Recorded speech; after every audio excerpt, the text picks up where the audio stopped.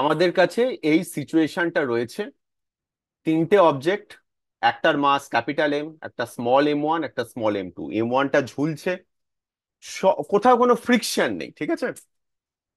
এই সিচুয়েশনটাকে আমরা অ্যানালাইজ করব আর ফ্রি বডি ডায়াগ্রাম আঁকার, তারপর সেইখান থেকে কিভাবে ইকুয়েশন পাওয়া যায়, কিভাবে সলভ করা যায়, তার প্রত্যেকটা স্টেপস আমরা এই অঙ্কটাকে বা এই সিচুয়েশনটাকে সলভ করে আমরা রেপ্লিকেট করব।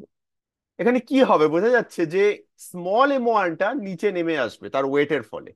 স্মল এম ওয়ান যদি নিচে নেমে আসে, ক্যাপিটাল এম এর ওপর একটা টান পড়বে, স্মল এম টুর ওপর টান পড়বে, ক্যাপিটাল এমটা আস্তে আস্তে লেফট হ্যান্ড সাইডে সরে যাবে, স্মল এম টুটা বোধহয় রাইট সাইডে সরে যাবে। স্মল এম টুটা আমি ক্লিয়ারলি বলতে পারছি না, কারণ স্মল এম টুটা ক্যাপিটাল এম এর রেসপেক্টে ডান দিকে মুভ করবে, আর এম স্মল এম ওয়ানের জন্য আহ ডান দিকে একটা কিছু মুভমেন্ট হওয়া উচিত। যাই হোক, একটা কমপ্লিকেটেড কিছু ব্যাপার আছে স্মল এম টুটার জন্য। Capital M R small M one আমি ক্লিয়ারলি বুঝতে পারছি, স্মল এম ওয়ান নিচে নেমে আসবে, ক্যাপিটাল এম বাঁদিকে সরে সরে যাবে। এই সিচুয়েশনটা কমপ্লিকেটেড, আমরা প্রথমেই কমপ্লিকেটেড সিচুয়েশন অ্যানালাইজ করছি। এই জন্য, কারণ ফ্রি বডি ডায়াগ্রাম আঁকার স্টেপস গুলো একটা স্টেপ বাদ দিয়ে, যেটা আমি সেই ব্ল্যাঙ্ক রেখেছি, সেই স্টেপটা বাদ দিয়ে বাকি প্রত্যেকটা স্টেপ এই অঙ্কটা ক্লিয়ার করে দেবে। এই অঙ্কটা খুব ভালো করে বোঝো, কোনো পার্টিকুলার জায়গা যদি না বুঝতে পারো বলবে। আমি একটা একটা করে ফ্রি বডি ডায়াগ্রাম আঁকবো। সবার প্রথমে এম ওয়ান এর ফ্রি বডি ডায়াগ্রাম আঁকতে যাচ্ছি। ফার্স্ট কাজ, রেফারেন্স ফ্রেম কে। স্মল এম ওয়ান এর জন্য রেফারেন্স ফ্রেম নিচ্ছি ওপরের ফিক্সড পুলিটা। যখনই কিছু ফিক্সড আছে, তুমি ওটা ফিক্সড পুলি না বলে বলো ফিক্সড। সেই মনে আছে, আলটিমেটলি আমাদের সবকিছুকে কমন রেফারেন্স ফ্রেমে আনতে হয়। ফিক্সড কিন্তু একটা কমন রেফারেন্স ফ্রেম, মানে আমি পুলিটার রেসপেক্টেই করি, নিচে গ্রাউন্ডেই রেসপেক্টে করি, দুটোই ফিক্সড। তাহলে পুলিটার রেসপেক্টে যা, নিচে গ্রাউন্ডের রেসপেক্টেও তাই। অ্যাজ আ কনভেনশন, যখন কোনো অবজেক্ট পুলি থেকে ঝোলে, আমরা পুলির রেসপেক্টেই বার করি সেটাকে। সেই জন্য আমরা পুলির রেসপেক্টে করছি এখানে। পুলিটা ফিক্সড, তাই আমি ফিক্সড লিখলাম এখানে, ফিক্সড পুলি। আঁকা যাক। ওয়েট নিচের দিকে, দড়িটা টেনশন দেবে ওপরের দিকে, আটকাচ্ছে টেনশনটা। আর নিচের দিকে নামছে, হয়তো নিচের দিকে একটা অ্যাক্সিলারেশন থাকবে। আমি অ্যাক্সিলারেশনটা দিলাম এ ওয়ান। এই ওয়ান অ্যাক্সিলারেশনটা কিন্তু যেই রেফারেন্স ফ্রেম নিয়েছি তার রেসপেক্টে, মানে এই এ ওয়ান অ্যাক্সিলারেশনটা ওপরের ফিক্সড পুলিটার রেসপেক্টে। ক্লিয়ার? এখানে এক্স ডিরেকশনে কোনো মুভমেন্ট নেই, তাই জন্য জাস্ট ওয়াই ডিরেকশন ইকুয়েশন। আমি force is equal to mass into acceleration, এবার সেই রিলেশনটা ইউজ করব। আমি কোন দিকটাকে পজিটিভ দিক নিচ্ছি?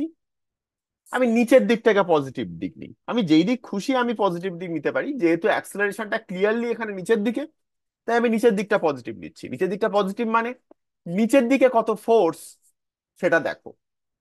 নিচের দিকে কত force? M one g minus T. আর তো কোনো ফোর্স নেই। M one g minus T, টিটা মাইনাস কেন? কারণ টি এর ডাইরেকশনটা উল্টো দিকে। Is equal to mass into acceleration. Mass কত? M one, m one into a one. একটা ইকুয়েশন পেলাম। দুটো আননোন আছে, এই ইকুয়েশনটা আমি সলভ করতে পারবো না, তাই তো? ক্লিয়ার? বোঝা যাচ্ছে, কোনো অসুবিধা নেই। ওকে, নেক্সট এম টু করি। নেক্সট এখানেও ফিক্সড, গ্রাউন্ড, গ্রাউন্ডের রেসপেক্টে করছি।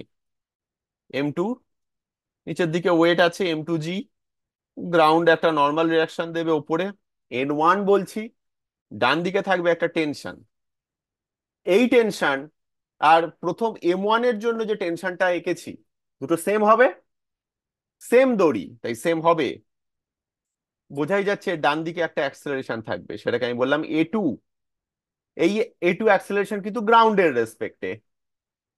আমি এখনই এ ওয়ান আর এ টু নিয়ে কিছু বলতে পারছি না, সেটা আমরা পরে ভাববো, যে সেম দড়ি আছে বলে দুটো সেম হবে কিনা সেটা একটু পরে ভাবছি। হ্যাঁ রূপম বল।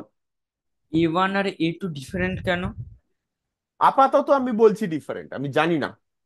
দড়িটা যদিও সেম, হ্যাঁ। তা অ্যাক্সেলারেশন হতে তো পারে, সেম সেম হওয়া উচিত। অ্যাক্সেলারেশন সেম হতে পারে, সেটা একটু পরে ভাবছি, ঠিক আছে? এখনই আমি কিছু বলছি না, সেটা একটু পরে বলছি।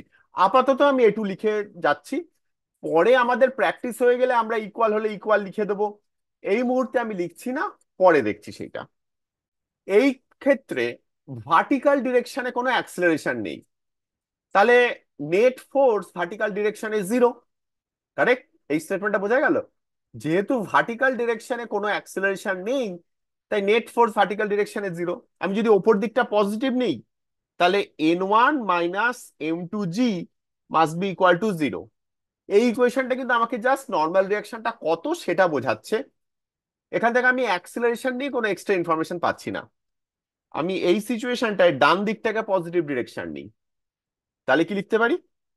টি is equal to m2 × a2। Second equation পেলাম। যদিও আমি আরেকটা ইকুয়েশন পেলাম, আমার আরেকটা আননোনও ঢুকে গেছে a2, তাই এখনো আমি সলভ করতে পারবো না এই প্রবলেমটা।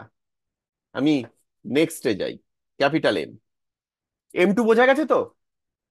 ক্যাপিটাল এম এর ক্ষেত্র ফিক্সড গ্রাউন্ডের রেসপেক্টে। যখন ক্যাপিটাল এম এর ফ্রি বডি ডায়াগ্রাম আমি আঁকবো, যেহেতু এই পুলিগুলো, এই পুলিটা আর এই পুলিটা ক্যাপিটাল এম এর সাথে ফিক্সড, এই পুলিগুলো নিজের থেকে কিন্তু ক্যাপিটাল এম থেকে সরে অন্যদিকে যেতে পারে না, ভেঙে গেলে যেতে পারে। আমি ভাঙা নিয়ে ভাববো না, মেকানিক্স চ্যাপ্টারে আমরা কিছু ভেঙে যাচ্ছে সেটা আমরা খুব একটা ভাববো না সেই নিয়ে। যেহেতু ফিক্সড, তাই এই পুলিগুলো ক্যাপিটাল এম এর পার্ট। পুলিগুলো যেহেতু ক্যাপিটাল এম এর পার্ট, সেই জন্য ক্যাপিটাল এম এর ফ্রি বডি ডায়াগ্রাম আঁকার সময় আমি পুলিগুলো এর সাথে রাখবো। এই পুরো জিনিসটার একসঙ্গে আমরা ফ্রি বডি ডায়াগ্রাম আঁকবো। এবার কি কি ফোর্স আছে? ক্যাপিটাল এম জি নিচের দিকে, এখানে একটা নর্মাল রিয়াকশন যেটা বললাম n2। এছাড়া এছাড়া টেনশন গুলো আছে। দড়িগুলো পুরি দড়িটা পুলির ওপর দিয়ে গেছে, তাহলে ওপরের পুলিটার কন্ট্যাক্ট পয়েন্ট ওয়াইজ দড়ি বরাবর টেনশন নিশ্চয়ই এদিকে একটা থাকবে, কারণ দড়িটা ওই দিক দিয়ে গেছে, আর কন্ট্যাক্ট পয়েন্টটা ওই হরাইজন্টাল ডাইরেকশনে। নিচের দিকেও একটা থাকবে, আর নিচের পুলিটার জন্য সেম। এই পুলির সাথে দড়ির কানেকশনটা, তার জন্য কি ফোর্স কাজ করছে এইটা কিন্তু অর্ধেক ছেলে বোঝে না। এটা কিন্তু খুব ক্রিটিক্যাল পয়েন্ট, ঠিক আছে? আমার ফ্রি বডি ডায়াগ্রাম প্রায় শেষ, শুধু অ্যাক্সেলারেশনটা লেখা হয়নি। এখানে আমি অ্যাক্সেলারেশনটা লিখলাম বাঁদিকে a3, কারণ আমি জানি এই অবজেক্টটা বাঁদিকে সরে যাবে, তাই a3 বাঁদিকে। আর কিছু আছে? অর্ঘদীপ বলো। তা নিচের পলিটার ক্ষেত্রে যে মানে হরাইজন্টাল যে মানে ফোর্সটা, ওটা এই ডাইরেকশনে হলো কেন? দড়িটা কোন দিকে গেছে? আমি যদি এখানে ফিরে যাই, এই যে নিচের পুলিটার ওপর দিয়ে দড়িটা কিরম ভাবে গেছে? দড়িটা গেছে হচ্ছে এইভাবে।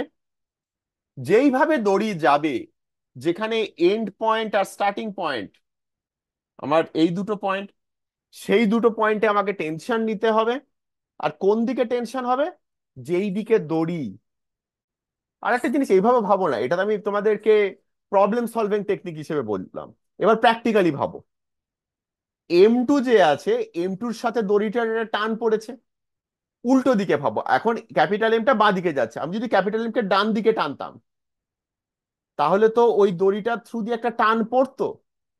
এদিকেও তাই কিন্তু, স্মল এম টু এদিকে সরে আসছে, ক্যাপিটাল এম দিকে যাচ্ছে, যেহেতু দড়িটা হরাইজন্টাল ওই পোর্শনটাতে, দড়িটা পুলির ওপর একটা টেনশন দেবে।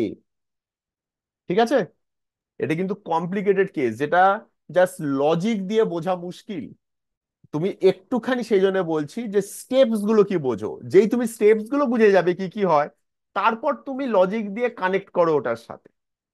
প্রথমেই লজিক দিয়ে ভাবতে যেও না, প্রথমে মেকানিক্যালি, কারণ কমপ্লিকেটেড স্টেপস গুলোই না লজিক দিয়ে প্রথমেই মাথায় আসবে না। যেহেতু পুলিটার ওপর দিয়ে দড়িটা এইভাবে গেছে, ওপর দিকটা ভার্টিক্যাল, নিচের দিকটা হরাইজন্টাল, যেখানে এন্ড পয়েন্ট গুলো, সেই এন্ড পয়েন্ট গুলো তুমি নিলে, আর নিয়ে যেই দিকে দড়ি গেছে সেই দিকে তোমার টেনশন নিতে হবে। এটা হচ্ছে হুম। মেকানিক্যাল। আচ্ছা, ঠিক আছে? হ্যাঁ, আমি লজিক্যালি ভাবছিলাম যে যদি M2 অ্যাক্সেলারেশনটা এইদিকে হয়, তখন তো বুঝতে পেরেছি আহ, আমি, তখন তো বুঝতে পেরেছি, টেনশনটা M2টা এদিকে যাচ্ছে, ক্যাপিটাল এমটা উল্টো দিকে যাচ্ছে, তাহলে টেনশনটা আসছে কোত্থেকে? একটা অদ্ভুত করতে জিনিস গেলে। মনে হচ্ছে, ঠিক? হ্যাঁ, হ্যাঁ। লজিক্যালি এটা বোঝা মুশকিল। কেন বোঝা মুশকিল জানো? স্মল M1 ও আছে এখানে, স্মল M1ও কিছু একটা করছে, যার ফলে দড়িটার উপরে একটা টেনশন হচ্ছে, সেইটার এফেক্টে টেনশনটার বাঁদিকে। বেসিক্যালি এই টেনশনটার এফেক্টটা M1 এর জন্য আসছে, নট M2। ঠিক আছে, এটা লজিক দিয়ে বোঝা মুশকিল, তাই তুই মেকানিক্যালি করবে এই জায়গাটা। ওকে, চলো এবার ইকুয়েশন লিখি। ভার্টিক্যাল ডিরেকশনের এখানে আর ইকুয়েশনটা আমি লিখছি না, কারণ বুঝতেই পারছো ভার্টিক্যাল ডিরেকশনে এই যে দুটো টেনশন একে অপরকে ক্যান্সেল করে দেবে, আর mg = n2 হয়ে যাবে। হরাইজন্টাল ডিরেকশন দেখি, এক্ষেত্রে আমি বাঁ দিকটাকে পজিটিভ নিই, তাহলে নেট ফোর্স কত? 2t। 2t = M into A3। আমি আর একটা ইকুয়েশন পেলাম, বাট আরো একটা আননোন আমার এসে গেছে। ক্লিয়ার? এইবারে আমি আসি রূপমের প্রশ্নটাতে, যে A1 A2 নয় কেন? এটা কিন্তু খুব বোঝার ব্যাপার আছে। সেইটা বোঝার জন্য আমি এখানে একটা কাজ করি, আগে কনস্ট্রেন্ট মোশনের আগে রিলেশনটা, একটা কনস্ট্রেন্ট মোশন বানাই। এটাকে বললাম এক্স, এই লেন্থটাকে বললাম ওয়াই, এই লেন্থটাকে বললাম কে, আর এই লেন্থটাকে বললাম জেড।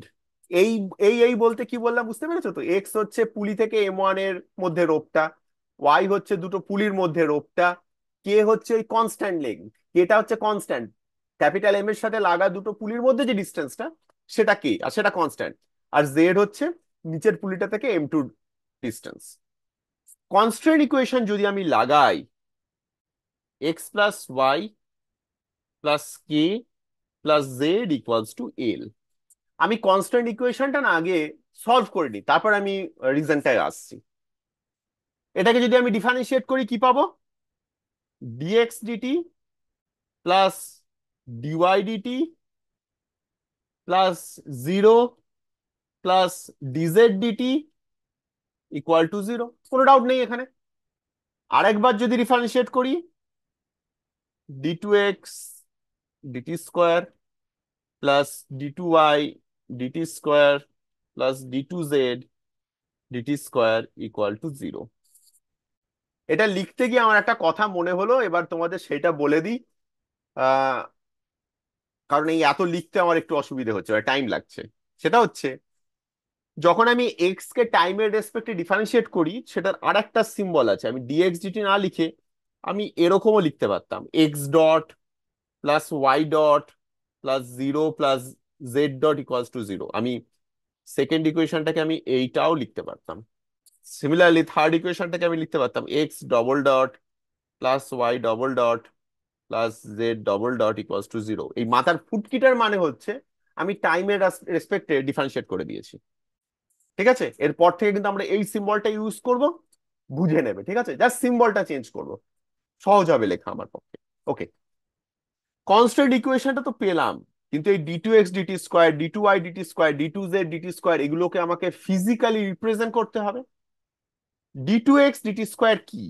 ছবিটাই যাই।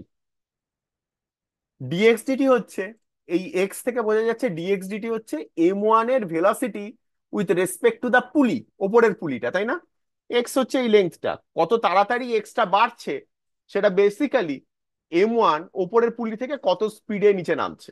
আর আরেকবার ডিফারেন্সিয়েট করে দিলে M1 এর অ্যাক্সিলারেশন ওই ওপরের পুলিটার রেসপেক্টে। এবার বুঝতে পারছো রেফারেন্স ফ্রেমটা আমি কেন পুলিটা নিয়েছিলাম? পুলিটা নিয়েছি বলে আমি d2x/dt² কে খুব সহজে আমি এক্সপ্লেন করতে পারছি। ঠিক আছে, তাহলে d2x/dt² হচ্ছে A1, কোনো ডাউট নেই। ঠিক আছে, ওকে, প্লাস d2y/dt² কি? কে বলতে পারবে d2y/dt² কি? y হচ্ছে দুটো পুলির মধ্যে ডিস্টেন্স, dy/dt হচ্ছে কত স্পিডে দুটো পুলির মধ্যে ডিস্টেন্স কমছে, d2y/dt² হচ্ছে কত অ্যাক্সিলারেশনে দুটোর মধ্যে আহ, এগিয়ে আসছে আর কি, কত অ্যাক্সিলারেশন। তাহলে d2y/dt² কি? A3। A3। Very good. কোনো ডাউট নেই এখানে আমার। এটা A3। d2z dt² কিন্তু কমপ্লিকেটেড। ভাবো, dz dt কি? কে বলতে পারবে dz dt কি? velocity of m2. Velocity of m2। Reference frame কি? কার রেসপেক্টে? গ্রাউন্ড। তাই কি? এইটা বোঝার, ঠিক আছে, একটু ভাবো। dz dt কি? জেডটা কি? জেড হচ্ছে ক্যাপিটাল এম এর সাথে নিচে যে পুলিটা লাগানো আছে তার সাথে m2 ডিস্টেন্স। dz dt হচ্ছে m2 কত তাড়াতাড়ি নিচের পুলিটার দিকে যাচ্ছে। তাহলে সেইটা কি গ্রাউন্ডের সাথেও কি সেম? কারণ নিচের পুলিটা তো বাঁদিকে সরে আসছে আর m2টা ডান দিকে সরে সরে যাচ্ছে। তার মানে dz dt হচ্ছে m2-র velocity with respect to capital M, গ্রাউন্ডের রেসপেক্টে নয়। তাই যদি হয়, তাহলে আর একবার যদি ডিফারেন্সিয়েট করি, তার মানে নিশ্চয়ই d2z হচ্ছে m2-র acceleration with respect to capital M, গ্রাউন্ডের রেসপেক্টে নয়। তাহলে আমি লিখতে পারি যে acceleration of m2 with respect to capital M হচ্ছে d2z dt²। ঠিক আছে? তাহলে আমি লিখতে পারি acceleration of m2 with respect to ground minus acceleration of capital M with respect to ground is equal to d2z dt²। এবার acceleration of m2 কত? এইটা কিন্তু with respect to ground. Acceleration of m2 with respect to ground হচ্ছে a2, আর acceleration of capital M with respect to ground কত? -a3, উল্টো দিকে। এগুলো কিন্তু একটু কমপ্লিকেটেড জিনিস, আমি একটু শুরু থেকেই কমপ্লিকেশন করেছি সোজা অঙ্ক না করে, এটা জাস্ট বোঝানোর জন্য যে কিভাবে করা হয়। তাই এটা হয়ে যাবে +a3 is equal to d2z dt²। তাহলে d2z dt² হচ্ছে a2 + a3। আমি এখানে লিখতে পারি আর একটা ইকুয়েশন পেলাম, 4 নম্বর। আমি বলছি না এখন এই ইকুয়েশন সলভ করতে, আমার 4টে ইকুয়েশন তৈরি হয়েছে, 4টে ভেরিয়েবল আছে, এটা হোমওয়ার্ক থাকলো, কমপ্লিট করবে। এইবারে প্রশ্নটায় আসছে যে a1 a2-র সমান নয় কেন?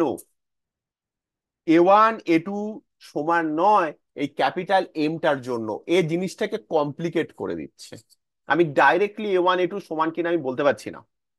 যদি এম ফিক্স থাকতো তাহলে আমি ডাইরেক্টলি চোখ বন্ধ করে লিখে দিতে পারতাম a1 আর a2 সমান।